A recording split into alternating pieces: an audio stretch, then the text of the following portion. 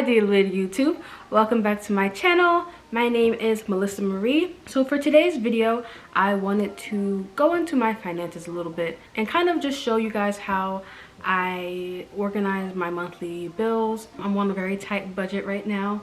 I am working towards purchasing a home sooner than later. So I will just show you how I've been tracking it and how I generally do track it. I generally use sheets to track all of my expenses. If you look on the bottom, you can see that I have a ton of tabs because I've been doing this for a very long time, probably since I was about 17 or 18.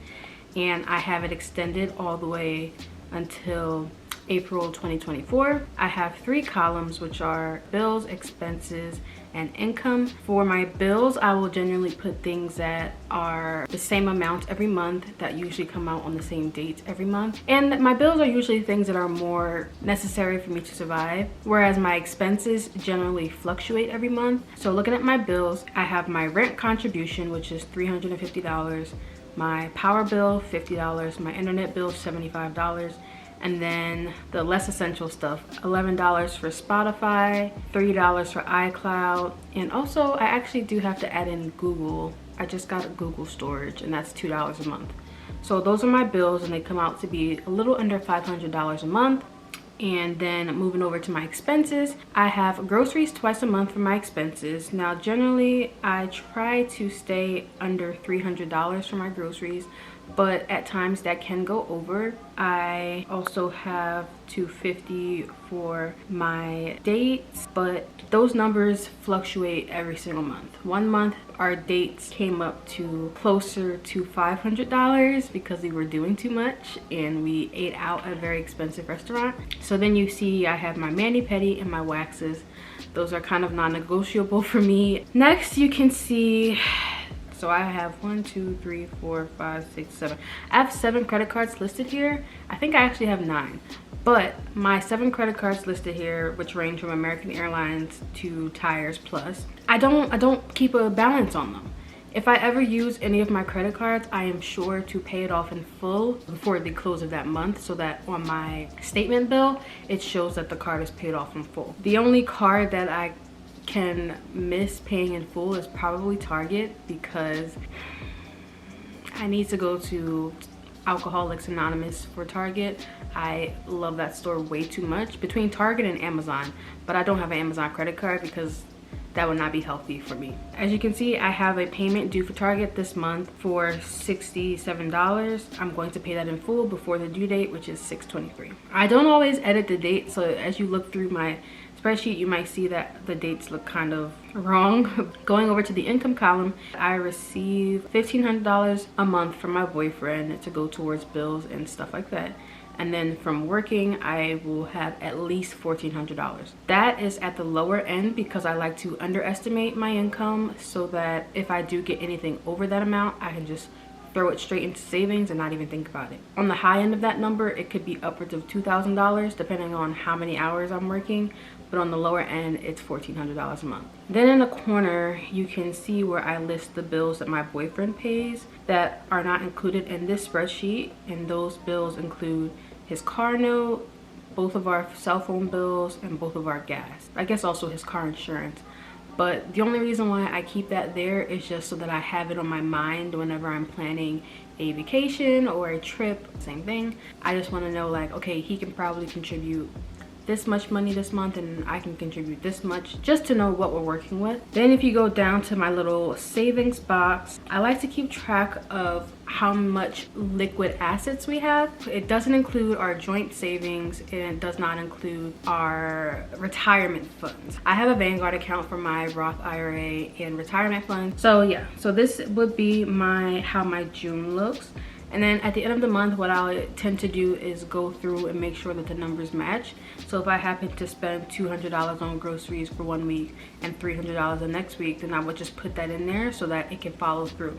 So then going into the savings box, you can see the first number is the amount that is remaining from, if you do some math. My expenses and my bills put together is about $1,400 or $1,300. And if you look at my income, which is $2,900, and you minus that number, that is what the amount comes out to be. So here the amount is $16.69. This previous number, if you look down at the function box, you can see that this number is referring to a cell from a previous sheet in the same spreadsheet. It can be a little bit confusing, but I'm really big on using sheets, which is, you know, like Google's version of Excel. It's just easier for me to have it accessible whenever I'm going anywhere. So the total here is the amount that I have remaining from paying my bills and having my income that month and the previous savings that I have. So then I can see, okay, well, at this point we have $15,000 in liquid funds to use for whatever. So that's June. So if you look at July, it's basically the exact same thing because there's nothing exciting happening for us for now. Now if you go into August, you can see that this month has an added expense, which is my Chamberlain bill. So I'm expecting to have to pay about $9,000 for my fall semester, and I'm also expecting an income of $7,500 from Sallie Mae, which is from my private loan that I took out. For that month, you can see that my income and my expenses and bills do not match up properly. So coming over here to the amount where the savings is located, there is a debt of $64. Whenever I see them little parentheses, it gives my heart palpitations a little bit. I hate to be in months where we are spending more than we are making. I don't think anyone wants to be in a position where they are spending more than they're making, and it stresses me out. You can see that that's how we're set up for August, and then, you know, diving back into September, things kind of level out. But you can see that I'm already predicting that I'm going to be working less because in September my classes they become a little bit more dense. So I am figuring that I'm going to need more time to study and stuff. So I decreased my work hours and that estimation, so it just changes for there. And yeah, that's basically the very easy way that I track my finances. It's not that much to it. I'm also really big on manifestation. With my finances, I have done a lot of manifestation and most of it has come to fruition, if not all. Let's go to January. So if you look at January, you can see that this looks a little bit different in terms of the fact that, well, now I have a mortgage listed here. I am in the process of getting a home.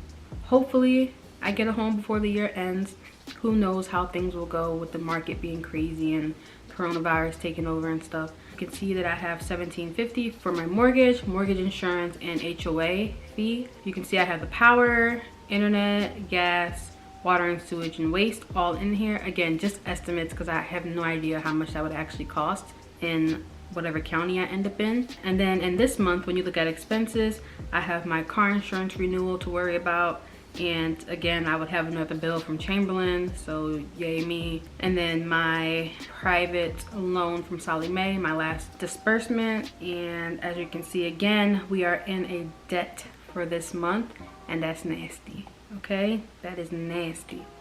And I think, actually, let's look at December, because the month before I'd also put in a bit of stuff kind of predicting how my finances go for the rest of the year. Okay, so this little section here, you can see I'm estimating $500 for a moving company, $2,500 in earnest money to put down on any home that we love, $6,000 for a down payment, which is more than 3.5% of the highest amount that we are willing to pay for a home.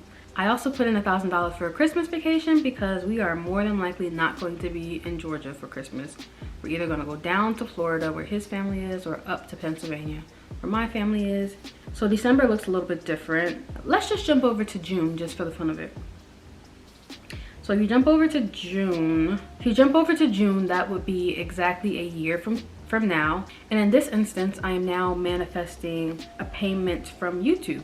So I don't know how far this YouTube world is going to take me, but it is pretty much a business these days. So when it comes to payment from YouTube, I'm manifesting that from a year from today, that I can be monetized and also be able to make $400 a month. Who knows how that's gonna go? It's just a dream that I have right now. I'll even show you like really quickly like things that I've done in the past to help me. Now this can be very taxing and very cumbersome for people who do not like spreadsheets or who are not into tracking their finances, but this is an example of how I've done my summer finances. Usually from September to May or April, I'm pretty good because it's winter time. I'm either in school or I'm doing a lot more serious things. But when it comes to the summer, child, I'll be wilding. Like, I do too much, I spend too much money, and it's really crazy. So this is my expenditure sheet from summer of 2016. Now, just looking at this chart, can you tell me which color you see the most by this? Food is crazy.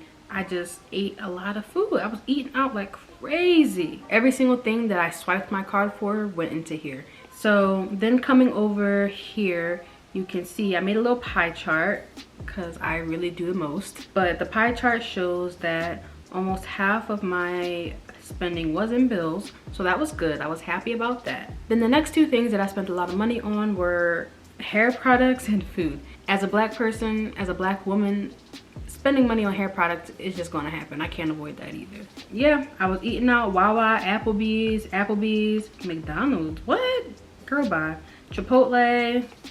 You see all these Chipotles and all these Starbucks in here. I gave them a special color because I kept on going there, okay? Chipotle, Starbucks, some Amazon in here. You can see a bunch of Amazons as well. I would track my expenditure like that.